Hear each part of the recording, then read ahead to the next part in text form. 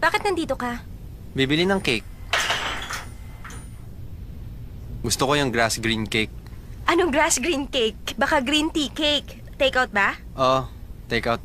Natatandaan ko pa nung una kang pumunta dito, sabi ni Mates, hindi ka mahilig sa cake. Nagandahan ka lang sa design, kaya mo binili yon, hindi ba? Talaga? Natatandaan mo pa yon?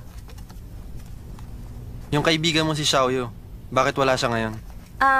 Nung nagbakasyon ako sa tabing dagat, siya lang mag-isa dito. Kaya ngayon nandito na ako, siya naman ang nagbakasyon.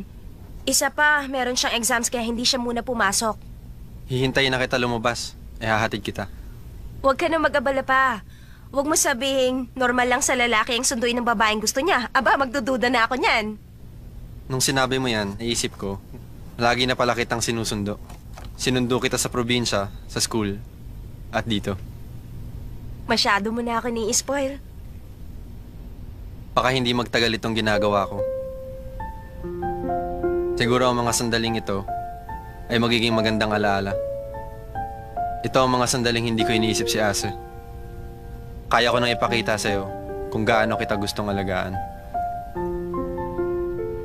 Lay, Ang cake ko,